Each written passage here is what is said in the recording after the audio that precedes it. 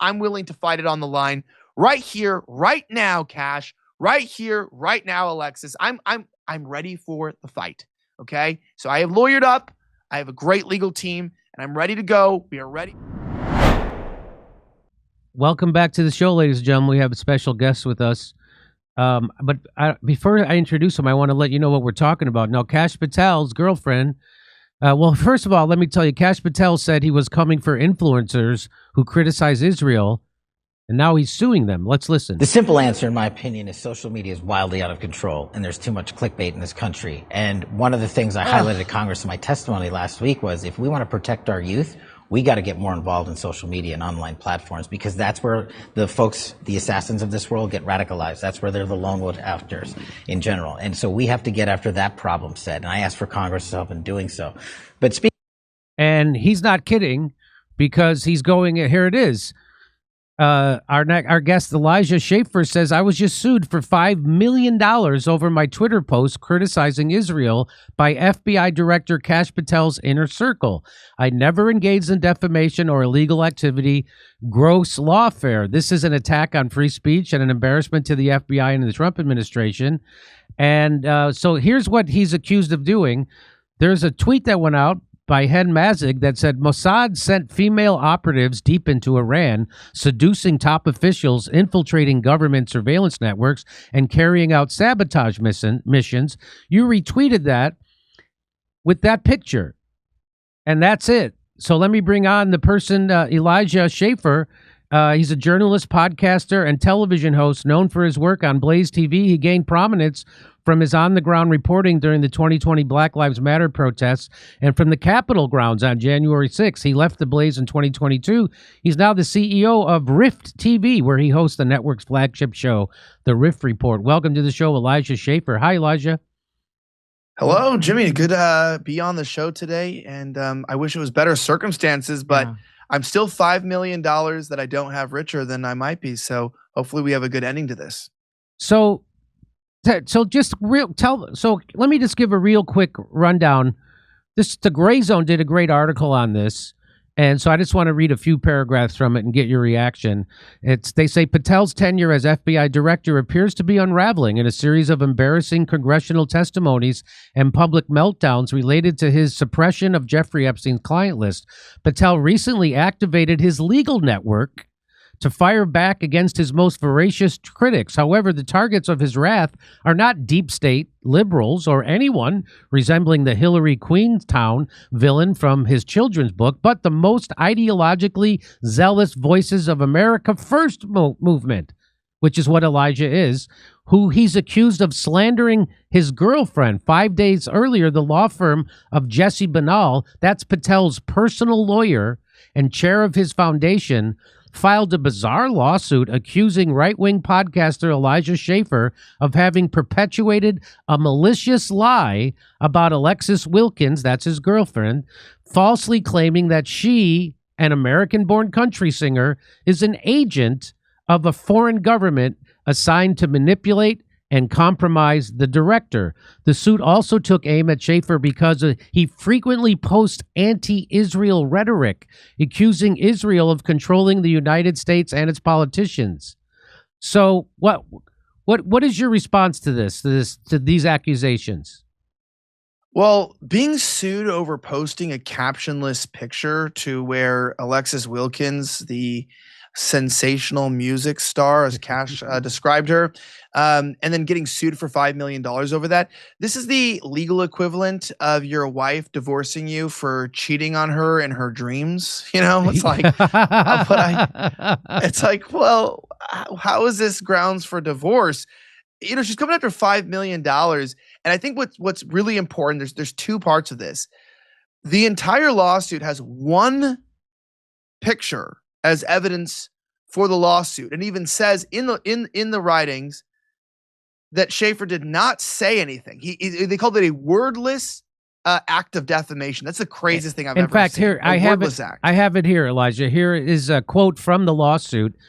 They say in their lawsuit, they say, while defendant may not have included any caption to spell out the meaning of his post, he didn't have to. What the F? Ever since Kash Patel was appointed the director of the FBI in February 2025. The conspiratorial corner of the internet and social media have been spreading of. By the way, that corner used to be helmed by Kash Patel before he was the FBI director. He was the corner of that conspiratorial corner. He was anyway. Spreading false narratives that Ms. Wilkins is an Israeli Mossad agent, spy, or honeypot who was only in relationship with Kash Patel to spy on and manipulate the United States. So they're admitting there. This is, by the way, this is directly from their lawsuit against you. This isn't a summary. This is directly from their lawsuit against you. And so aren't they admitting that you didn't do what they're claiming you did? Yeah, they are, but what they're trying to do is, so they filed this motion in federal court, which is weird. Even my attorneys thought that was a bit charged, right? So they went up to federal charges here, asking for a jury trial, meaning they're trying to pressure me to settle, I think, and to accept guilt for doing nothing. This would be the first time that you defamed somebody based on them thinking you thought something that you never thought. This is an actual thought crime because I'm being sued for what she's saying I was thinking when I did something. So that's the first part that's weird. But the second part is, why was the entire lawsuit about anti-Israel rhetoric? That's the whole lawsuit. There's nothing about anything that I said about her, but there is a ton of stuff.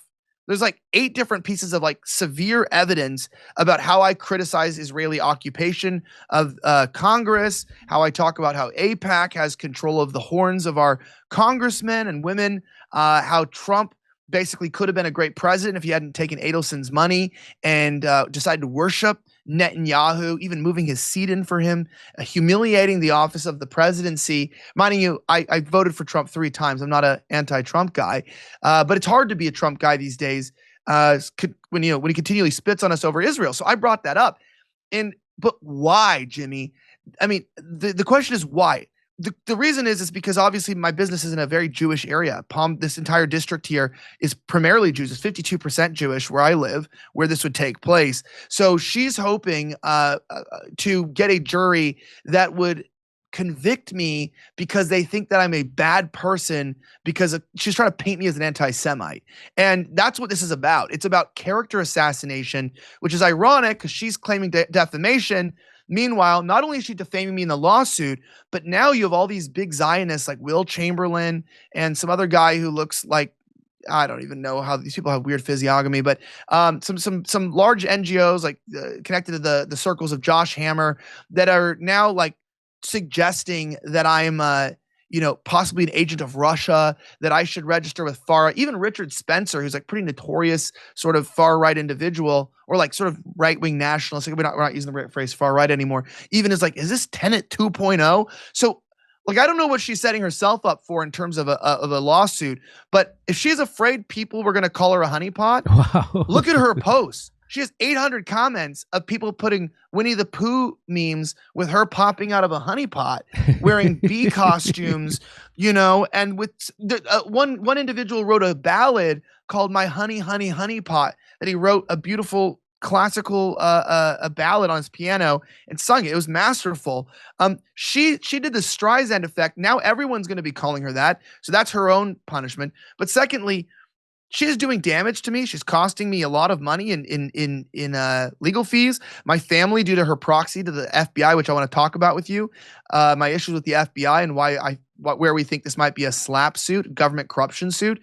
She's done something very foolish, which I can share in a bit. But if they don't withdraw the lawsuit, they're going to be in a very difficult situation. Not just to win, but in terms of what we're preparing to counter with, because we're not going to let the American people be treated like this. Just because I have the resources, if you want to donate to my fund, it's on my X, guys. You can. We're trying to raise money. It's going to cost a lot to fund this. They're very well funded. They're prepared. They're trying to bankrupt my company. But if they can do this to me, they can do this to anyone. We can't let people get sued for criticizing Israel, that especially not by proxies of law enforcement, so they get bullied into thinking they're going to get in trouble.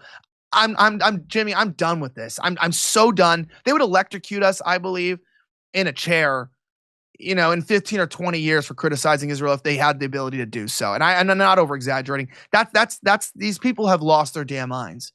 So I don't think that they actually, for a second, think that they have a chance in hell to win this lawsuit. I think that this is 100% intimidation, not only for you, but everybody else who's thinking about criticizing Israel on social media. That's really what this is. And of course, they've made a huge mistake by doing this. And the huge mistake you already mentioned, it's called the Streisand effect. And the Streisand effect means when you try to silence someone or try to cover up something, it actually draws more attention to it.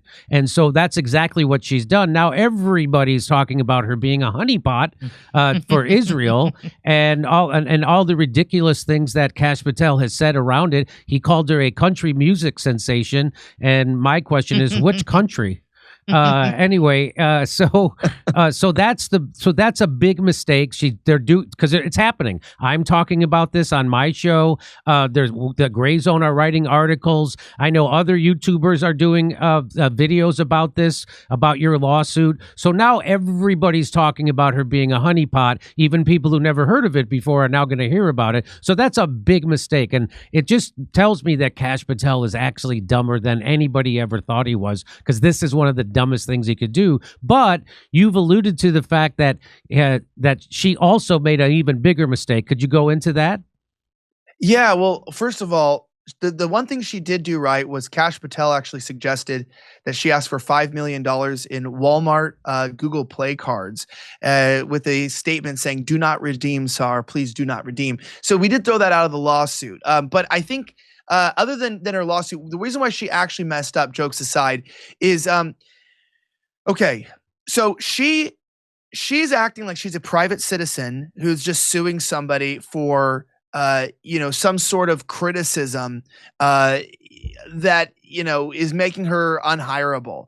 But one of the main things is that that would require her to not be a public figure. So number one, she didn't estimate that she's on IMDb. Private citizens in America who just don't have public personas, don't have screen and music credit IMDb built profiles with professional headshots. Okay, you're our public figure, number one. Number two, you're dating the most notoriously famous head of law enforcement of any agency in the entire world, period. You're already of interest, common interest. And three, you literally work for political public organizations. She posted a picture like a week ago that was like 10 years at TPUSA. You mean the TPUSA? She has a microphone in front of a crowd where the president of the United States speaks, where the vice president just spoke, where the biggest assassination since JFK just occurred in political history. Yeah, you're not a private citizen. So now she has to prove malice. That's the key thing. And, anyone calling her a honeypot, that's actually a compliment to her and a diss on Patel. Because it's like you're basically saying, you look at the guy and have you seen him do a pull-up? I'm not even hating on another man, but it's just don't put the video up, Kash. If you can't do a pull-up, don't film yourself trying. And so, he's online going, "My schnookums, my baby wavy, everyone's so mean to her." So he's already implicated himself into this by referencing this case publicly. He's not married to her, so he has no immunity. That's the big mistake they made. And he said, "No one can treat my family like this. No one can treat my little baby, wavy, booby, wooby." And you're going, "Hey, buddy, she's not your family. So you know what we can do? I want to know this. If this is not a slap suit, if this is not a proxy of law enforcement intimidating someone, me, who's already had problems with the FBI for exposing that Ray Epps started January 6th, I exposed that. So then the federal government did what to me? The FBI opens up an espionage wiretapping investigation to my life because I have the footage. If anyone's seen the footage where Ray Epps is breaking down the barriers, they start to write, that was my footage. I initially cooperated with the FBI. I was like, "Yo, I got the smoking gun." Believe it or not, it's not the maggots or the magatards or whatever you guys think it was. It's like literally this guy. And then they're like, "Dude, thanks for that information. Anyways, are you a domestic terrorist and a spy?" I'm like, "Huh?" And then went on to harass my family, cost me hundreds of thousands of dollars in legal fees in court, and try to get no-knock warrants, take all my devices. So I've been dealing with that for the last 4 years. Now you have this new FBI director who comes from my end of the corner of the internet, who says that he's tired of lawfare. He doesn't want the FBI to be weaponized into lawfare. And then we find out that his girlfriend, who allegedly lives in Tennessee, is using his legal team. It's his firm, right? So it's the head of his foundation, the board director. This is like, they're too sloppy here. If our government is running like this, I'm scared it is, because this is crazy. If I was China, I'd be so happy Kash is in office right now. This is such a mess. But she uses his firm and files it out of a firm in DC. What are you filing out of DC? That's how we found this out. It's like, what are you doing in DC filing at a firm? That can't be your firm. You're in Tennessee, allegedly. Then we find out that the guy who's filing the lawsuit is literally his director. And then we also find out that he tweets out, the guy who filed the lawsuit, who runs the firm, didn't even clean up his tweet path. He tweeted out before she even publicly said she had a problem with the photo, yeah, I'm probably going to sue him. So it looks like this lawsuit was the initiated and was the idea, perhaps, of the board of director of the legal team of our FBI director, and it's a very expensive team. We have access to like sort of what these fees are, and you're going to tell me that getting 8,000 streams a week on Spotify, Alexis Wilkins, is paying top tier legal teams to launch federal lawsuits in courts? Where's this money coming from? That's a good question. Is it the same place that your boyfriend used a $60 million jet to go see you sing the national anthem or whatever that was at an amateur wrestling match? It's like a Napoleon Dynamite episode. You know, it's just, it's literally, it's insanity. But the point is that he does not have client privilege with the law firm, the legal team, because he's not her husband. And so we're going to find out what we're going to find out. We're going to find out what he knows, what he was told, how he's involved in this. And this seems like it could be a very clear-cut slap corruption case, because he was mad that Kyle Seraphin was saying that he was suggesting he was homosexual, but there's nothing he could do about it. So then they moved to this to try to get back at us. And I've been very critical of Kash. The weird part is he's only going after people that have been heavily critical of him. So everyone being prosecuted has been heavily critical of Kash Patel and his covering of the Epstein files. And now he's caught was that with Marjorie Taylor Greene, or who was he with today? Lobbying them to not try to release the Epstein files. Lauren Boebert. Lauren Boebert. Yeah. Who's doing that? So we got this very sketchy corruption going on. And in the process, either he's being used by his girlfriend and he's a simp and he's going ahead and he's, being blinded by his other head, as we call it, or he knows what's going on and he's incompetent. Either way, he should resign, because this just shows this guy, we've already seen his girlfriend say things during interviews that seem to be intelligence information. And so that's what we want to know. Do they share phone numbers? Do they share information? What's going on here? And now basically, if they want to go to trial and discovery, we believe that the federal government just opened up the director of the FBI to discovery, considering the fact that he also used government jet to communicate with her and to fly to her. We have proof that he's using government assets now to communicate with his girlfriend. So we have the legal tenure and request to acquire those.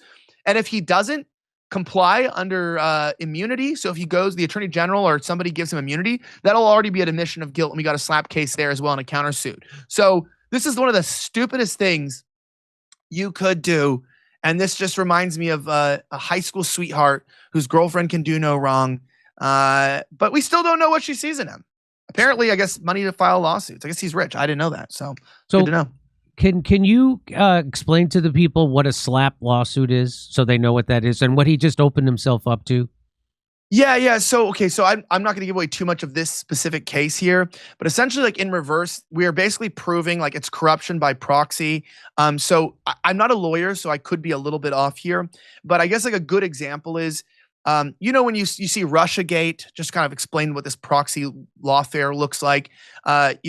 You can't find anything on Trump, so you launch corner investigations onto people around him that are not Trump. You find things that are unrelated to Russiagate. You get people in jail for unregistered firearms. That's a sort of level of lawfare proxy corruption. Well, the idea is maybe the government, we are legally allowed to criticize Patel. We're going after him. He's embarrassed. He doesn't know what to do. So he's sort of using someone by proxy to lock us up in lawfare with egregious accusations that we will never stand, that we can't win, for the purpose of sort of exhausting us, locking us up into lawfare. He's essentially using the court system and weaponizing the court system to just drain energy, money for an ulterior motive. That's not what they're stating in the lawsuit. And it does appear to be like that. And it's a little bit different than that. I mean, it's this case. I don't want to give away the exact explanation to this case specifically, because I don't want to explain what it is that we are bringing out to the courts. But it's malicious, unfounded weaponization of the legal system, and we do believe that this is with the amount of like this is to say this is I've had to send my family away to another state because of the government, the FBI specifically, trying to raid my house multiple times before. And now that we're in proxy, my own legal counsel suggested, leaving and separating us because of, saving them from any potential, interference. And that's causing emotional drama. It's separation of family. These are real damages that we're quantifying. This is already costing tens of thousands of dollars up front. She's causing real emotional, family, and actual quantifiable damage. And she's also trying to ruin my reputation with this whole suggesting I'm a foreign agent. And in the end, she's probably going to get nothing unless the courts are twisted and fall for what she's saying. But in the end, now everyone's going to roast her for the rest of her life and call her a honeypot. Like, this was the stupidest move. And she just compromised the FBI director. Like, this is, what are these people thinking, Jimmy? Like, what the hell is this? Honest, that's why I said I just think that Kash Patel is way dumber than anybody ever imagined. And I can't believe there isn't a smart person somewhere in their orbit inside the Trump administration that tells them how stupid this is. I mean, I guess since they're telling everybody that Epstein didn't work with intelligence and there was no trafficking operation and that you're weak and stupid, you're an idiot if you think so.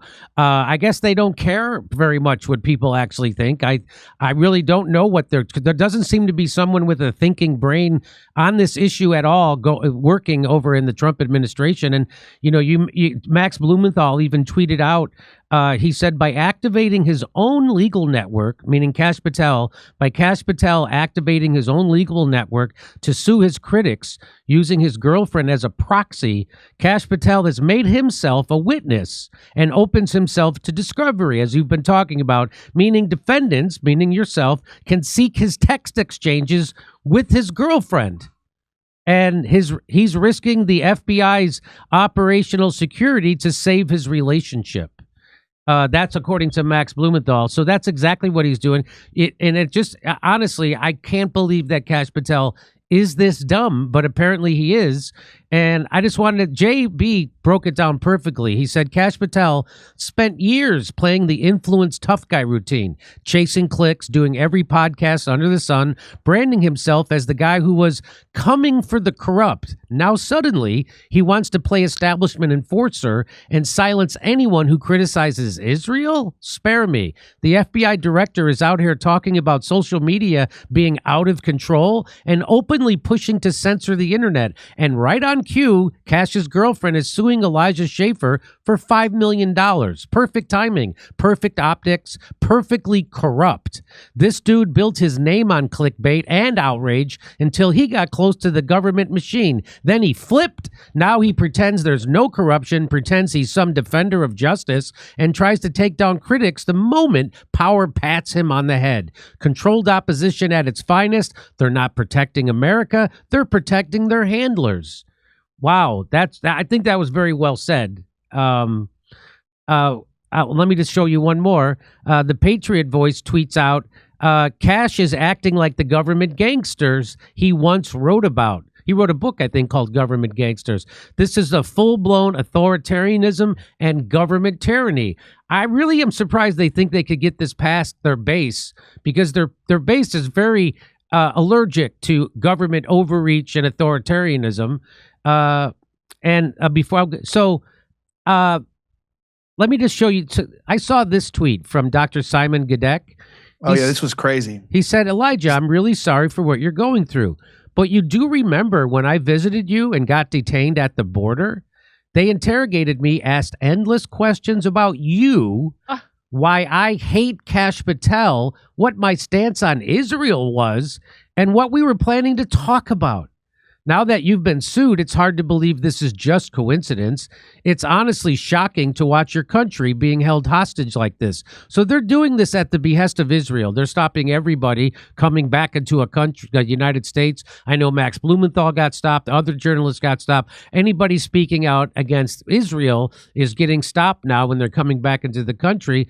And he apparently got detained at the border also and was asked questions about you. What do you have to say about that? Yeah. Okay. So yeah, he was literally detained. They took all of his devices. They put spyware on his devices. By the way, this is all documented. Not like Kash. This is not clickbait. This genuinely occurred, and they were asking him. We now believe this was an order. Actually, we didn't know if it's from Kash, but we do know that it was authorized by Randy Fine. And so what it was, he was detained and he was cornered. Like, why are you coming on an anti-Semitic show? Why are you coming out here to criticize Israel? Like, why are you going on Elijah Schaffer's show? What do you think about Elijah Schaffer? And what's about your criticism of Kash? And they treat him like a criminal. He thought he was going to go to prison, and they literally cornered him and were like, you don't have any rights. They told him that to his face. You're not an American citizen. You don't have any rights in here. You're going to tell us whatever you know. And so it's insane. They did it over him coming on my show. They're detaining our guests at the airport. Okay. He was traumatized. There's no justice for that. But also when you look at this, it's like, I don't know if you know this, it's gotten so bad. People know I'm dual Australian American. I live between the two countries. I did before I recently got banned from Australia for similar political beliefs, despite having residency there. Very weird. I've been unable to go back, currently, working on that in court. Candace just lost her court case from what I saw too, so that's not good. But let's see what we can do. But anyway, the point is that what is the purpose of this? The point is that people now are being prosecuted and questioned for their positions and their support of Israel, and there's literally no respect for the rule of law. There's no respect for the Constitution. And you expect people like in Australia to be banned for questioning the wrong thing. You expect people to be arrested in the UK because they have no First Amendment rights. But in the United States, are we really going to tolerate this?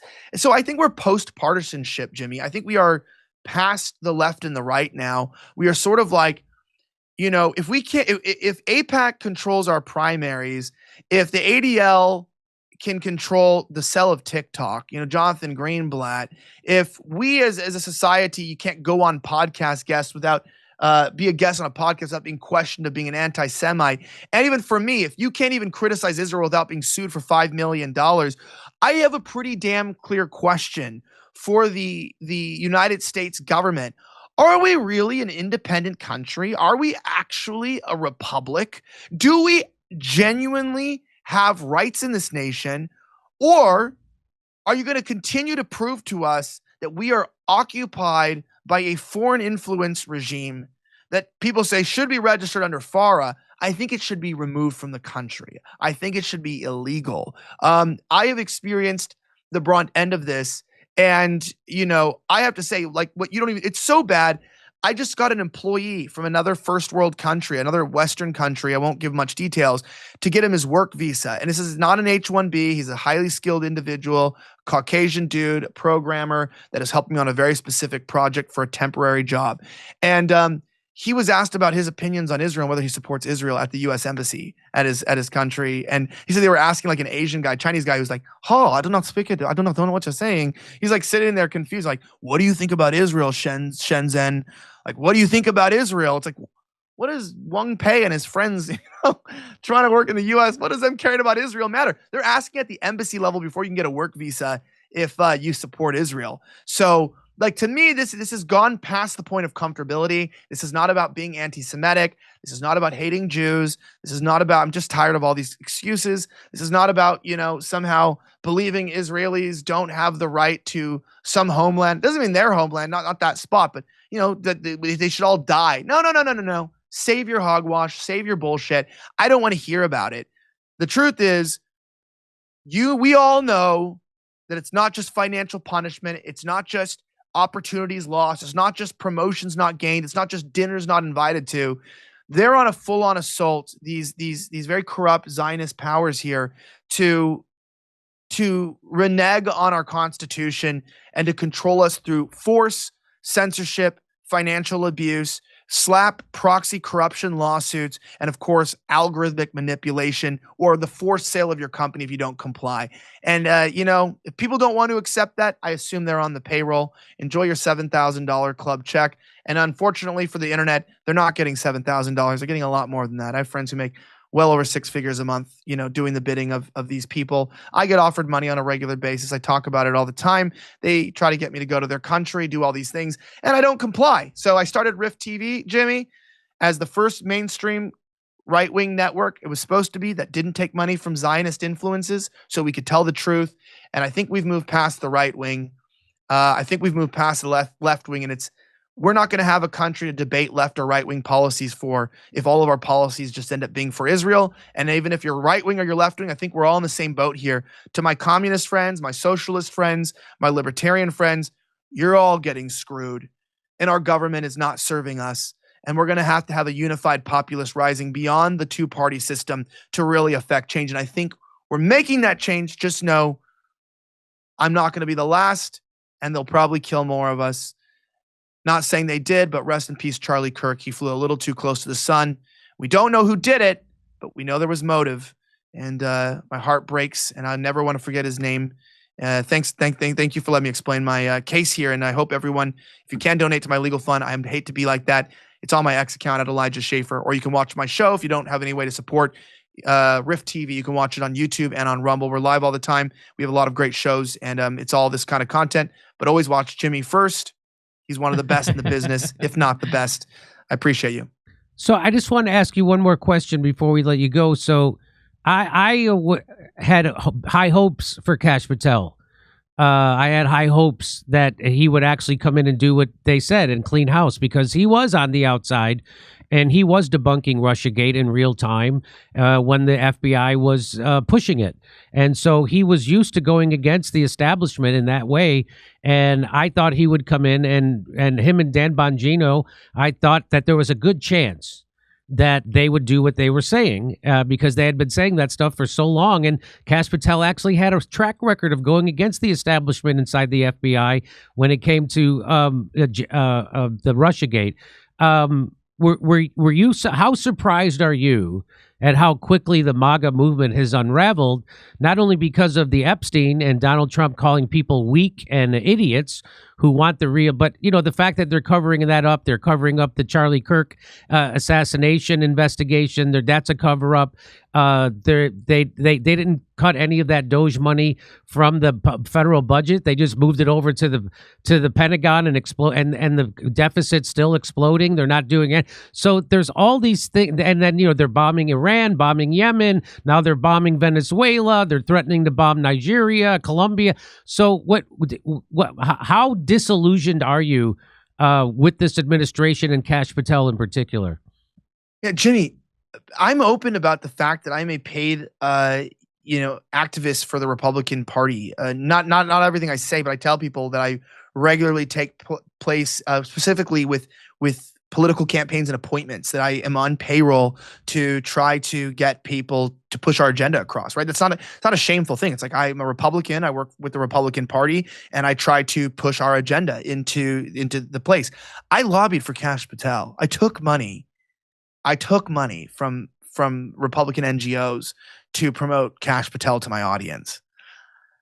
I'm sorry about that, guys. I thought so too. So, you're saying, like, I mean, I feel stupid. I guess I'll put that few grand into my $5 million bucket that I don't have. We'll just drop it in. But yeah, no, I'm a political person. I work, in a lot of jobs. I do a lot of things, and it's embarrassing. It's becoming embarrassing to realize that we voted this in. That H-1B nail in the coffin where Trump's saying, like, we just don't have the talent. You got Ben Shapiro, Trump says, well, like Ben Shapiro being like, you shouldn't expect to be able to afford where you grew up. Like, yeah. Really, Ben?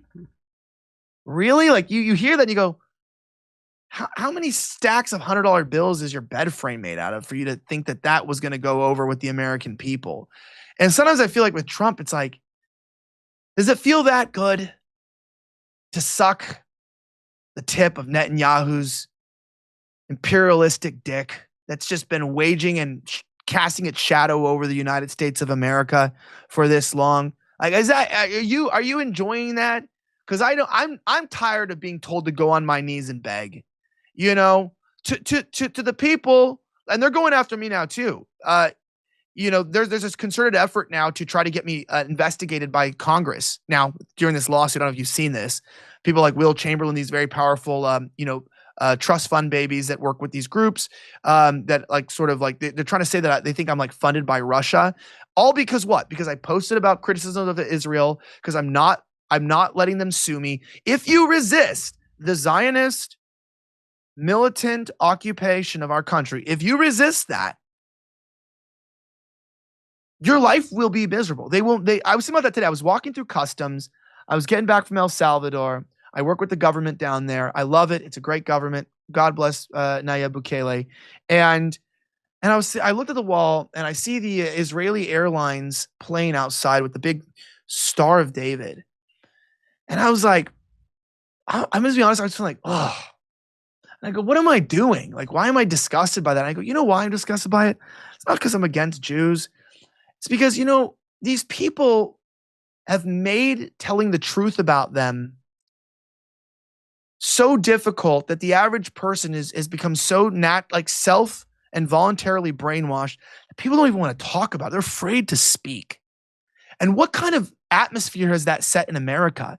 There are topics we're afraid to speak about. We'll mock North Korea like, oh, just don't speak poorly of Kim Jong-un. You can talk crap about Kim Jong-un, or you can talk crap about Islam, but you're going to tell me we can't be honest about our captors? I felt shameful today, Jimmy. I felt shameful because I was sitting there like, man, what if I really thought this thought. And I think a lot of Americans think this, especially people who speak out on this issue. I go, man, what if I just never started speaking about this issue? What if I just shut up? What if I just never got involved in this and just did like an Officer Talmud Tatum, grift and became the House, black and just, spoke whatever the party told me to and said that Israel was our greatest ally. What if I just did the Breland Hollyhand, Daddy Warbucks type of, Richie Rich's Christmas list, but Israel edition? What if I just did that? Wouldn't my life be better? And you know what?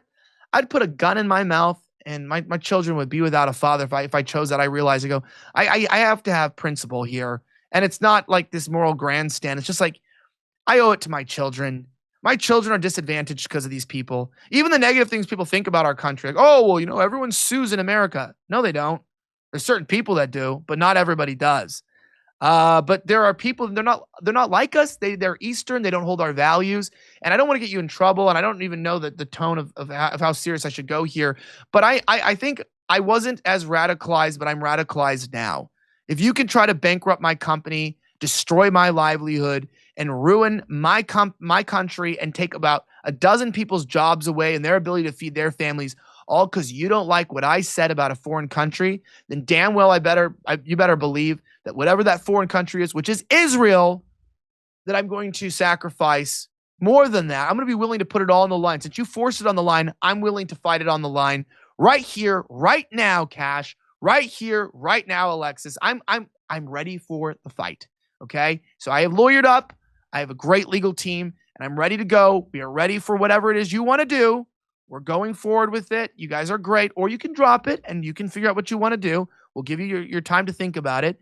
But I do recommend in the moment that everybody listening to this realizes it's not going to stop until more people speak up. Okay? It's just, if they're not going to stop, and they're going to do everything they can to erode you. You heard Jonathan Greenblatt of the ADL say, he said, it's just in enough time we're going to get control of the information. And it's like a dystopian nightmare. And you don't have to be an anti-Semite, anti-Jewish. You can be a Jew. Join us to Jewish people out there that see the evilness of this. This is anti-Americanism. And it doesn't matter if you're Christian or you're Muslim or you're Jewish. Join us against this because it's destroying us, it's rotting us, and it's ruining lives. And I refuse to be another victim. Elijah Schaffer of Rift TV, thanks for coming on and thanks for sharing your story, and good luck. I see good things coming out of this for you. I do. I think everybody sees this for what it is, and I think it'll only hurt Kash Patel and this administration, and only elevate you. And so, good. Best of luck to you on that, and thanks for coming on. Thank you so much. Okay. All right. See us in Australia. Second show's added in Melbourne, Sydney, and Brisbane. We'll see you in Burbank, California, the day after Thanksgiving. It's a Friday. And then Pottstown, Pennsylvania, December 6th. Plus, January 11th, we're going to be in Waikiki at the Blue Note. Tickets not available yet for them, but go to jimmydore.com for a link for all the other tickets.